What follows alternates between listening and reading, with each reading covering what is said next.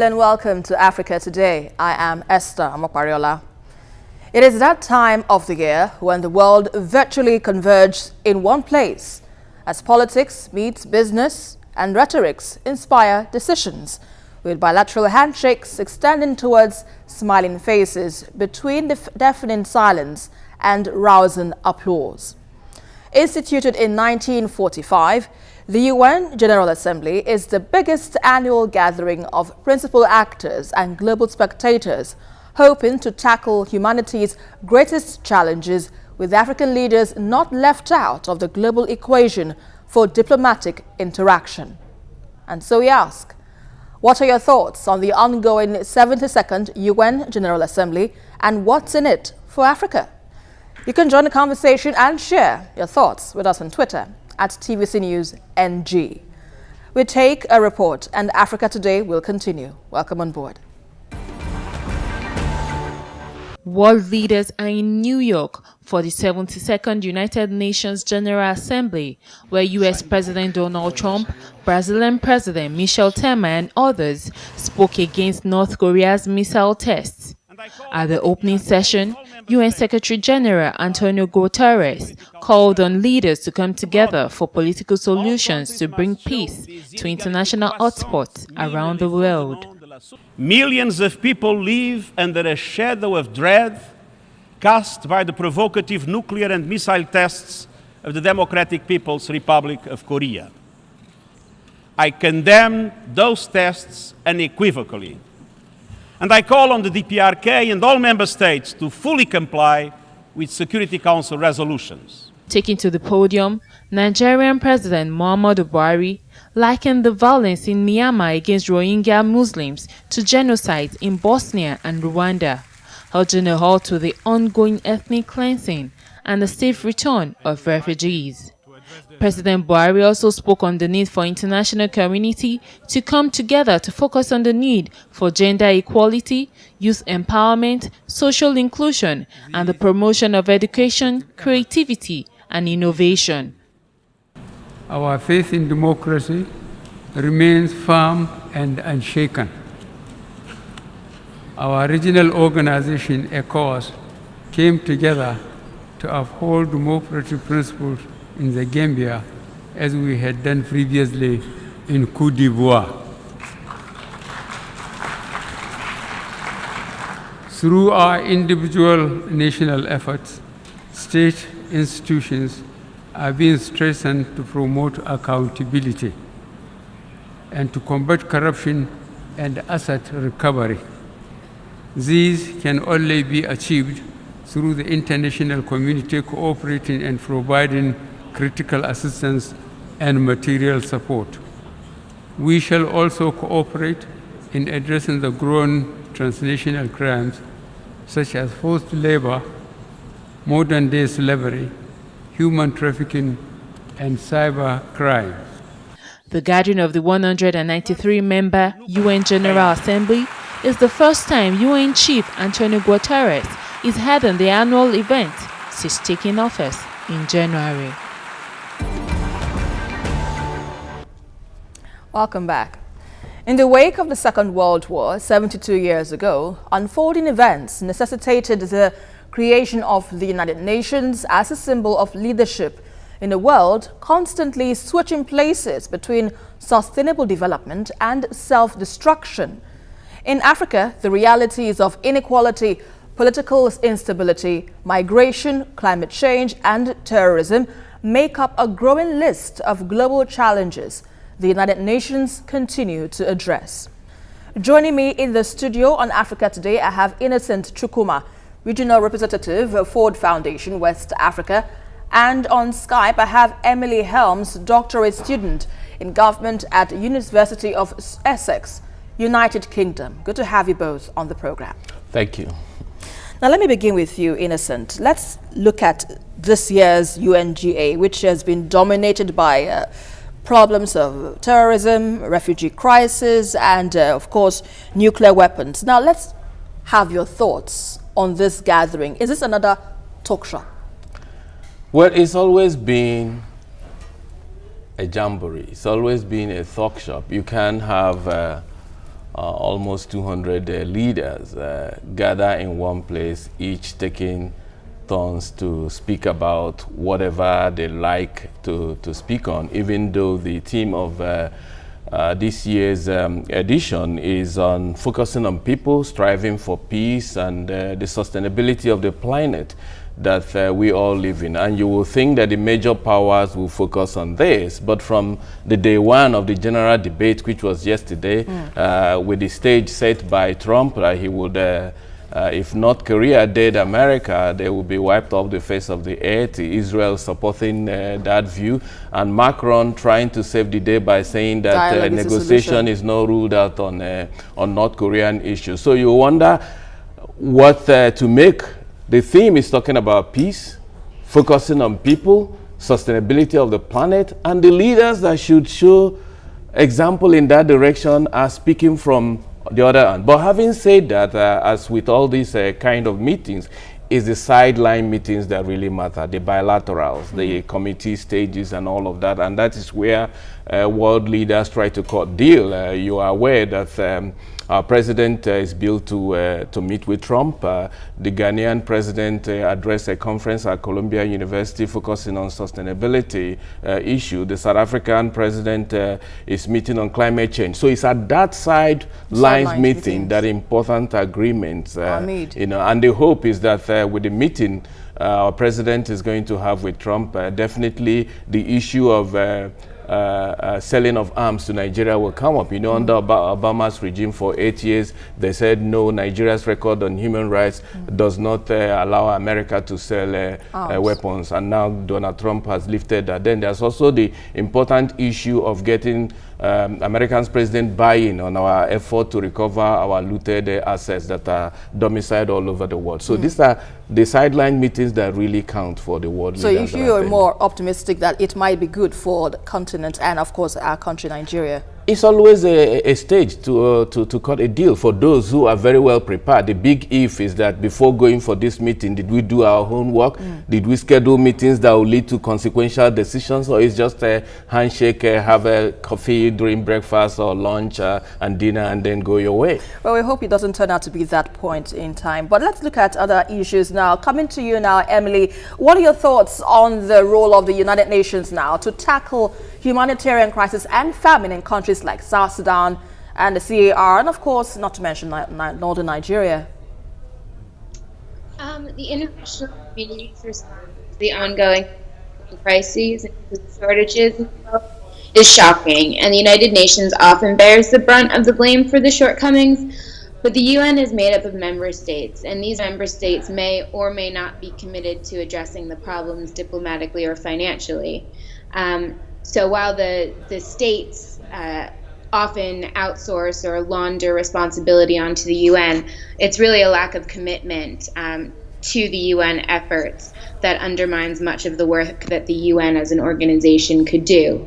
The UN agency and its agencies such as UNICEF and UNHCR have shown to have a very active presence on the ground in South Sudan and Central African Republic, but they're strapped for resources. And again, that goes back to the missed opportunities of other member states and the lack of commitment to addressing the problems.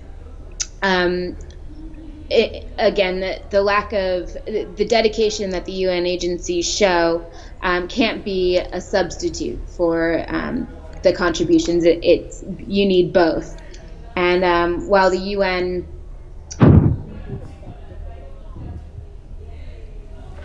it's really its members, and that's often neglected.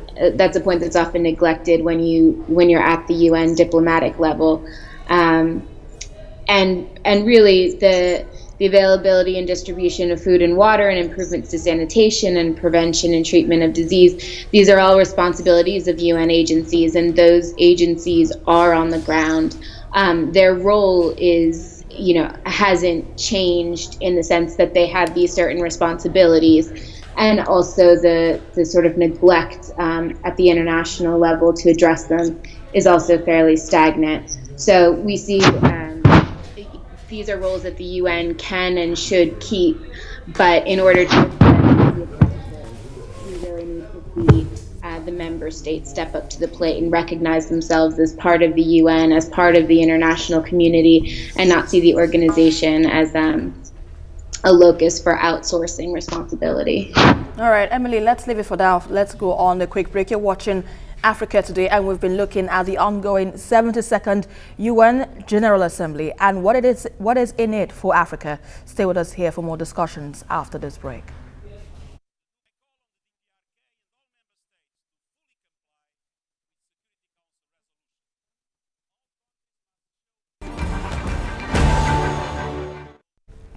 Three fresh African presidents from Ghana, the Gambia and Somalia made their first appearance at the UN Assembly after winning national elections late last year and early this year.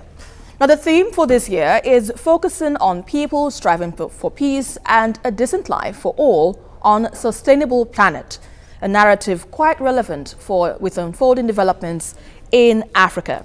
Now, Innocent, how relevant is the focus of the 72nd meeting of the UN Assembly on Africa today? It is very relevant. If you look at the level of inequality, poverty in Africa, you would agree that focusing on people rather than leaders and politics is what Africa needs now more than ever before. Under the Millennium Development Goals, some improvement was made in reducing poverty in some countries that met it. Not Nigeria is not included. But if you look at the level of inequality within this period, it's actually increasing. The same thing for peace. A lot of countries today in Africa are on the verge of explosive situation, and the key one being Nigeria. If you look at what has happened in this country in the last 1 week or so, with all the agitations and the response, the high-handed response of the state, I must say, if not handled very well, it could get out of hand. And then, of course, the issue of livelihood, sustainability of the planet. If you look at what is happening in what is actually driving the insurgency in the Northeast, a lot of it is related to climate. So it is very, very germane. But the key question is whether these are issues African leaders, African political parties and elites really prioritize. And that's where the question is. And talking about security and, of course, other issues that confront the sovereignty of a nation, I would really point out some issue raised by the United States President, that's Donald Trump, saying that respect for sovereignty is key, and it's also a call for action. Well, he made reference to North Korea and cited that the United States wouldn't fold its arms and watch while North Korean leader, undertake a suicide mission, according to him. Now, what's your thought on this security challenge the world is faced with, and the leaders of the world having to deal with it in a way that it doesn't affect the world in general? I think he's in some way right when he says, yes, the UN respects the principle of sovereignty. But again, the same UN under Chapter 7 talks about rights. There are fundamental issues where right to sovereignty cannot be used to hide such a discussion. And when you get to such situations, the international community needs to intervene, needs to raise its voice. But what he didn't point out in that speech is that, yes, there are situations where right to sovereignty cannot be all-encompassing, but in responding to it is still within the framework of the UN, within the framework of treaties that countries signed up. Countries are not allowed to react unilaterally, no matter how powerful they are in this world order, which is why the UN is different from the other international formations, the League of Nations that were there before it, because when it comes to intervening in what states do within their borders, the previous world organizations couldn't do that. And when the UN came on board in 1945, it took cognizance of that, respect sovereignty, but you cannot hide on it to commit human rights atrocities and war crimes. All right, let me quickly come to Emily. Now, how do you think issues such as these issues raised, human rights violations, migration, terrorism, and also as well youth empowerment in Africa can be handled? Well, the General Assembly doesn't have the sweep sweeping powers that the Security Council does under Chapter 7 of the Charter that Innocent just mentioned, it can shape the tone of international approaches to these topics of human rights, government, gender equality, youth empowerment. In terms of human rights violations, the General Assembly can endorse institutions like the African Court on Human and People's Rights, particularly in terms of educating the public about them, making that a priority. Studies showed that most Africans don't know that as an individual they may have access, that's what the court was designed to do, that the public isn't as aware that they have these outlets for remedy. And so the GA can endorse public awareness of access to remedy for human rights violations, can advocate a push for education so that the institutions can serve the purpose they were designed to. One of the other difficulties facing the court is that not all of them recognize it, not all the members of the AU recognize it, and only 7 of them actually permit NGOs and individuals to access it. So the GA can also step in. This public awareness can also help to push for citizens to get more involved in making remedy accessible by pressuring their governments to get involved in these other institutions. With respect to migration and terrorism, these are both issues that are faced on most other continents and can therefore be a basis of cooperation. By emphasizing the linkages between issues like climate change and development and migration, African states can draw attention to the issues that drive migration. The fallout of numbers of migrants entering Europe, for instance, gives politicians receiving states a reason to cooperate, and the General Assembly meetings can be sort of a meeting point to facilitate those kinds of conversations and to raise these issues during the general debates. In terms of gender equality and youth empowerment, I think that one of the things that's been unsaid and pertains to every country is that they often treat all issues pertaining to women or the idea of gender equality as one universal thing when different issues require different remedies. And so to say we're addressing gender equality means a lot of different things, and it means different things in different parts of Africa. It means different things in different countries. So to embrace these ideas from a more holistic perspective is important. And also there needs to be a male buy-in, and this is true throughout the world, but men need to be involved. And the General Assembly, again, provides an avenue for discussion on how to do this, because it's not in every situation something that's intuitive or easy to do. And then finally, the focus of the theme of the General Assembly meeting is focusing on the individuals, focusing on people.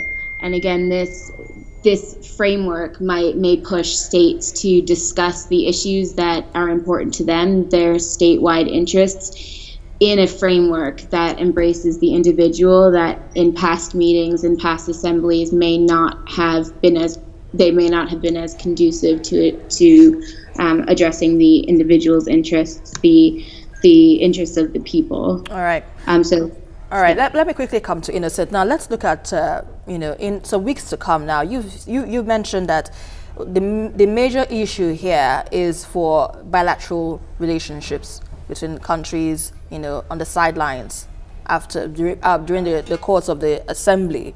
But what do you hope to see in the coming weeks? Take for instance, in Nigeria, we have issues of security, we have issues of humanitarian crisis in the north, and we also have some matters that really concern us, that is really of germane issue that should be addressed. What are you expecting to see now that, this is a part of the discussions held at the UN Assembly? What do you hope to see when the president returns? Yeah, just to clarify that General Assembly doesn't yield alone to bilaterals. There are also multilateral issues that the General Assembly itself enables discussion on. One is the SDG goals, Sustainable Development Goals. Where will the funding come from? That has not been finally resolved. And one of the activities this week is actually just a week-long activities around Sustainable Development Goals. But what I said in relation to bilaterals is that the countries that come to these General Assembly, the leaders that make the speeches at the floor, they know that what they are contributing to would take some time to yield. Some of them would have left office before such issues are resolved. But the ones that yield some dividends that they will take back home is the meetings they are able to schedule on the sidelines. And I pointed out the one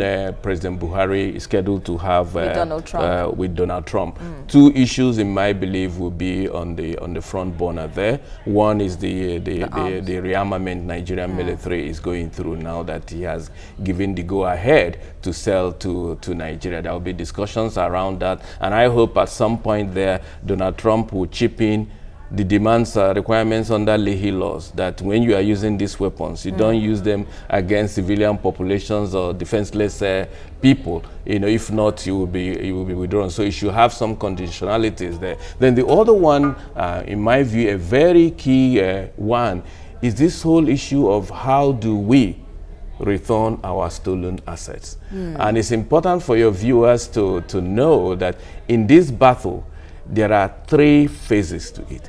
There is asset tracing, there's asset recovery, and there's asset return.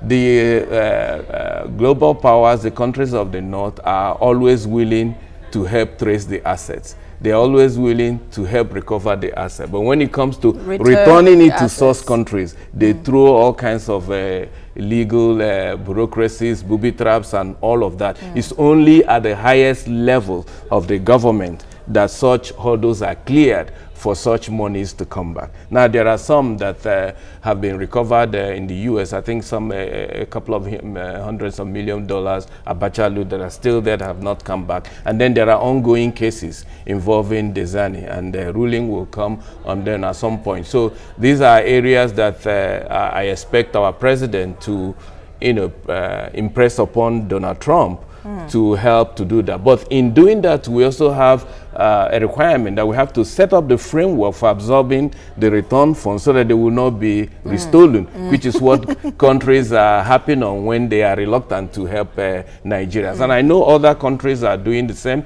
I know President of Ghana, Nana Akufo-Addo, is trying to present himself as the key champion of democracy and human rights, rule of law in Africa, because the rhetoric in Africa now tends to suggest that the strongman leader is the preferred. When you look at Kagame in Rwanda and the Ethiopian president. But he himself went through 3 elections, won, and he was a former foreign minister. He has stood for human rights. So all these speeches, like the one he did in Colombia, is trying to present himself as a counter-narrative that Africa has a right to insist on democracy. It's not only strong-arm leader, because we are now in an era where strong leaders are being preferred because of the conflict.